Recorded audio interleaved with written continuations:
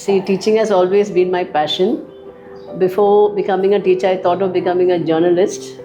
Today's girls, they are so, enthusiastic and so capable that they feel they can conquer the whole world. But still, being a female, we do have a set of drawbacks which we should consider.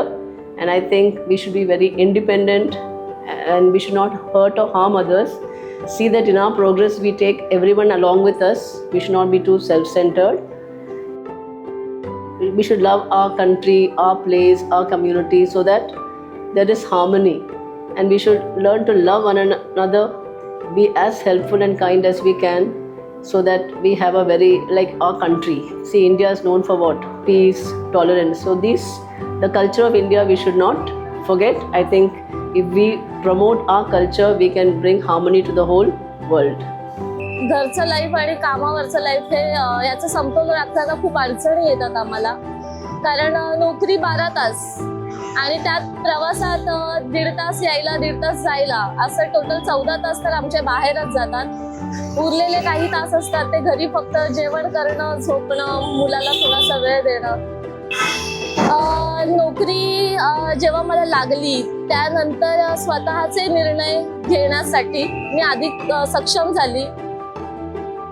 मला असं वाटतं महिलांचं स्वातंत्र्य म्हणजे पुरुषांसारखं होणं असं नाही. स्वतः कमवणं, कुटुंबाची जबाबदारी घेणं.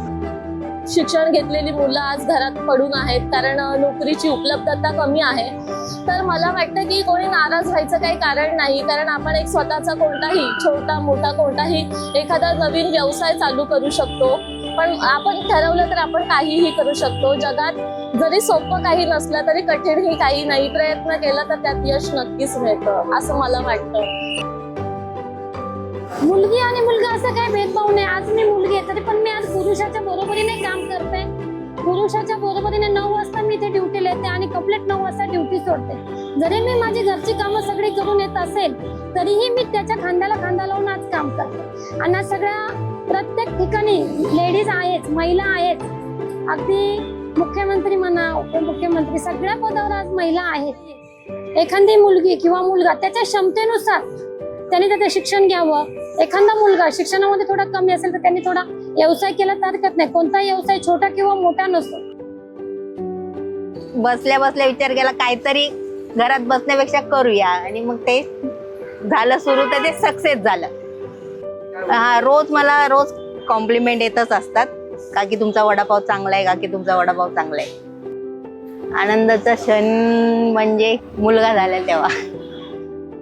आत्ताच्या येणाऱ्या पिढीला म्हणजे शिकून तर तुम्ही मोठे व्हाच पण मेन गोष्ट निर्व्यसनी व्हा. पूर्वी म्हणजे करत नव्हत्या बायका काम, पण आत्ताच्या हल्ली मुलं शिकतात, मुली शिकतात तर ते त्यांच्या स्वतःच्या पायावर उभा राहण्यासाठी ते हे करतातच. आई वडिलांचा, घरच्यांचा पहिला विचार करणं हे आजच्या पिढीने केलाच पाहिजे.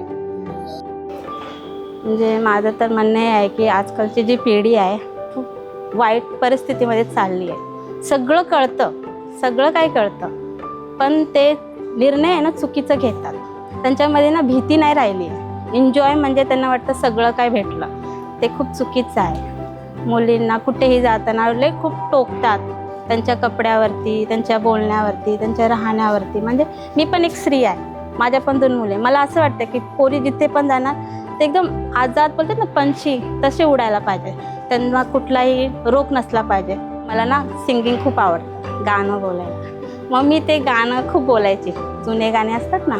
पण ते माझं स्वप्न तर स्वप्नच आहे, ते कधी पूर्ण नाही झालं. जेव्हा पेमेंट येतो ना तेव्हा सर्वात मोठी खुशी होते. म्हणजे असं वाटतं काहीतरी केलंय आणि तो पेमेंट आला की आपण आपल्या मनाने यूज करू शकतो. आता आमचं कसं मेहनतीचं काम होतं. त्या टायमाला मेहनत करायचं तेव्हा खायला भेटायचं. आता शिक्षणावर जास्त जोर झाला. शिक्षणामुळे पिढी पुढे चालली. मेहनत केली तर 2 पैसे भेटतील, नाही मेहनत केली तर कसे 2 पैसे भेटतील. आता कसं मुलगी पण तेवढीच कमवते, मुलगा पण तेवढाच कमवतो. त्याच्या अवघाने मग समसमान झालं ना. मुलीनी मुलगा सारखाच झाला. पहिलं नव्हतं ना तसं. पहिलं स्त्रिया दबून राहायच्या, आता स्त्रिया दबून नाही राहती. स्त्रिया 2 पैसे कमायला लागले म्हणले हुशार झाल्या ना त्या शिक्षणामुळं. पहिलं शिक्षण नव्हतं. त्यांना पण माहिती व्हायला पाहिजे. समाजात कसं वागायचं, कसं दोन पैसे कमवायचं आपण. शिक्षण घेतल्यामुळे त्यांना माहिती झाली.